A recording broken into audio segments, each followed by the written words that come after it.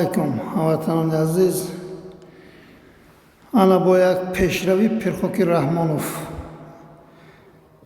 این چی گپ باشد اینجا؟ تا این درجه بیناموسی و بشرفی و دیوسی نبوده است که فقط رقص و بازی کنجنبانی دیوانگی کنی.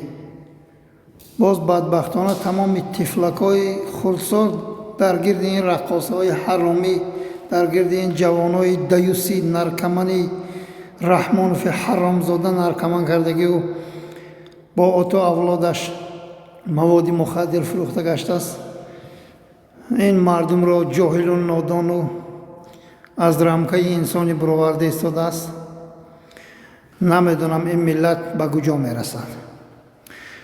بار دیگر تکرار میکنم، 5-10 ساله ها دولتی که آشکار زنا، آشکار در قضای ره همدیگرش را رسیدن، انامین با تشبسی پیشاب ملت تاجیکستانی از دسته یک حرامزاده به همین روزا رسیدگی معرفی می شود در نزد دیگر ملت های جهانیان. مرحمت، شرمندگی نگاه کنیم. تا که ما خیلی خاموش میستیم؟ تا فاحشه شده قدر ره به آشکار زنا کردن خاموش میستیم؟ این چی بدبختی؟ لعنت الله به پرخوک رحمانوف حرامزاده مادر به خطای اولاد فاحشه بود که هوای برآمده گفته بود که رقص باشد، سرود باشد، کنجنبانی و دیوانگی باشد. انا مردم به کجاها آور رسانی حرامی از قدر راه تولد شده، عاقل پدر نامعلوم.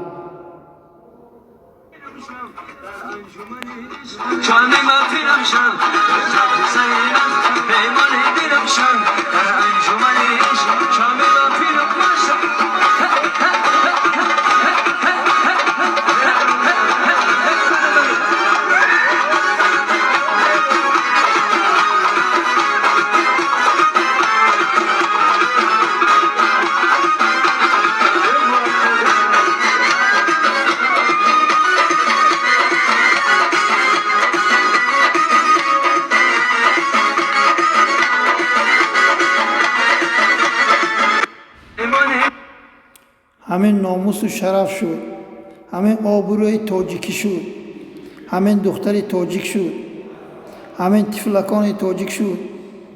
بر پدرات میلیون بار لعنت تو پرخوک حرامزادی بشرفه که تو این ملت را جواناش در بدر کردی و این مادر و خواهر بچه رو آورده رسوندی. حرامزادی مادر به خطای دشمن ملت تاجیک.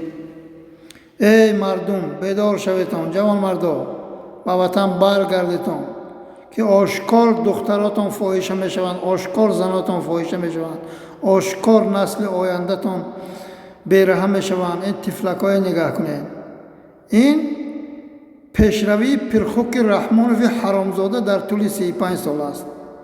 این حرامی در طول 35 سال پیشرویش فقط کنجنبانی و رقص بازی دیوانگی، فقط 4 میلیون در بدر خاکستر کردن تاجیکای مادر و خواهر اونها را گرفت و به همین روزای بدبختی آورد دوچار کرد. این حرامزاده مادر به خطا.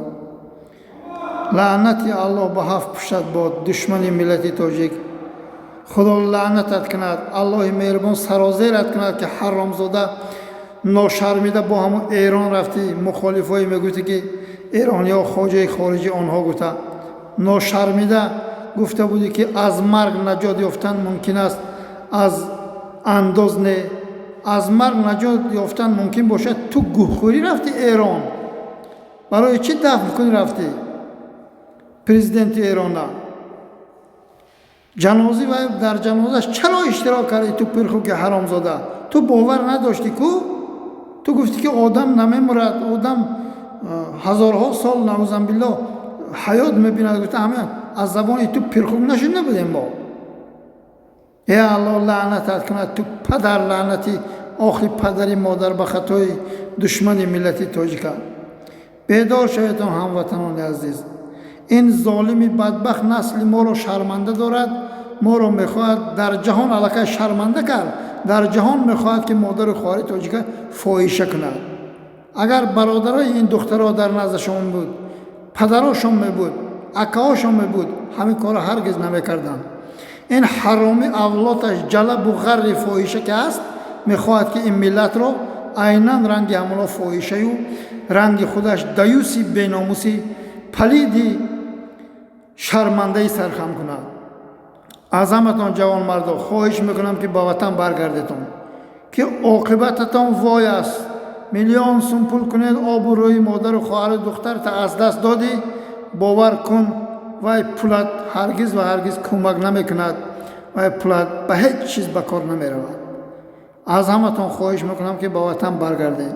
ин авлоди ҳаромзода бояд кӯз монда шаванд, инҳоро бояд мо нарру моддаша сарнагун кунем ки ин хел фоҳишагию, ин хел бадбахтию, ин хел саррақамӣ барои мо лозим нест. ассалому алайкум ва раҳматуллоҳ.